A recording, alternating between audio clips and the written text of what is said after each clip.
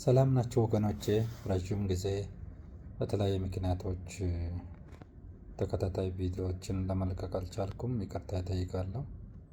ዛሬ ለማካፈል የፈለኳችሁ በህይወታችን ላይ ቀን ተቀን ሁላችንም ሳናቅ የምናስተናግደው ነገር ግን አእምሯችን ላይ ምን ያህል ተጽዕኖ እንደምንፈጥር እንድናስተውል አንድ ሀሳብ ውስጤ ላይ ሲመጣ ነው የመጣኋቸውና ተዋቸው የሚል መሪ ለማካፈል ነው።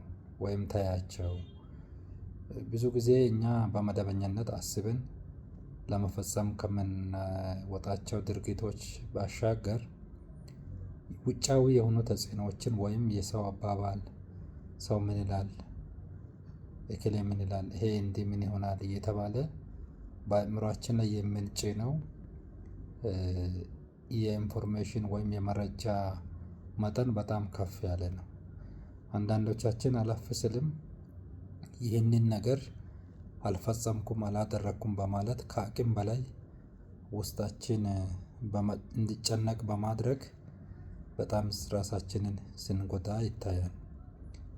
ትልቁ ነገር ምንም እንኳን የምንኖርበት አካባቢን፣ ማህበረሰብን፣ አኗኗርን፣ ህግን፣ ዘይቤን መጠበቅ የአንድ ጤናማ ሰው መሰረት ቢሆንም ነገር ግን አለፍ ብሎ በእያንዳንዱ ኢቨንት ላይ ወይም እንቅስቃሴ ላይ የሰውን ወይም ምን ይባላለው፣ ሰው ምን ይላል እያልን ኑሯችንን የምናቀውስበት ነገር ይበልጣል። ይሄ ደግሞ በቀጥታም በተዘዋዋሪ የአእምሮ ጤናችንን ይጎዳል።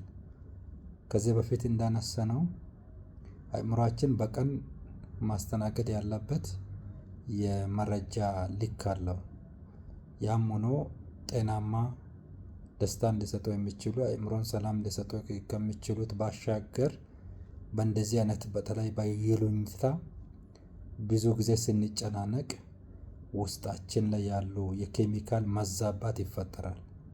ከዚህ የተነሳ አላስፈላጊ የሆኑ ኬሚካሎች ወደ ሰውነታችን ላይ ሲረጩ ብዙ ሰው ሆን ብሎም ሳያቅም በዚህ ስለሚጋለጥ ራሱን ሲጎዳ ስለሚናይ ትልቁ ምክሬ የሰዎችን ነገር በማየት ራስን ለመቆጣጠር ወይም ውጫዊ የይሉኝታን ነገር ብቻ ይዘን ለመቀጠል ከመጣር ይልቅ እንደው ቆም ብለን ምን ነበር እኔ ከፈጣሪ ጋር ያለኝ ግንኙነት ሊያስጣላ የሚችል ምን ነበር ከማህበራዊ መሰረታዊ የሆኑ ጉዳዮች ጋር ሊያጣላ የሚችል ምን ነበር አካባቢያችን ላይ ካለው ህግ ጋር ሊያጋጭ የሚችል የምን ነገር ብቻ አስበን ከዛ ውጪ ያለው በማህበራዊ ህይወት ላይ ቀን ተቀን በምናደርጋቸው እንቅስቃሴዎች ላይ አልፎ ራሳችንን በማይሆን ነገር ላይ እንዲቆጣጠር እያስጨነቀን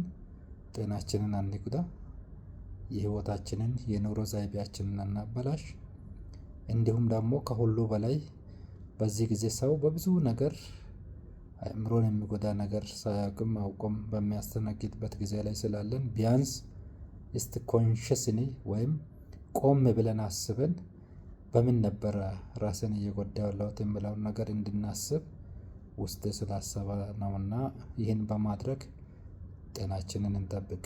የአእምሮ ጤና ከተጎዳ የትኛውም የአካል ጤና ከመጎዳት በላይ በጣም የሚያሳቅቅና የሚያስቸግር በመሆኑ ለጤናችን ቅድሚያ እንስጣ። ይሉኝታ ይልቅ እውነቱ ላይ ወይም ኦተንቲክ ሆነን ለመኖር እንለማመድ የሚል መልእክት ለማስተላለፍ ነው። አመሰግናችኋለሁ።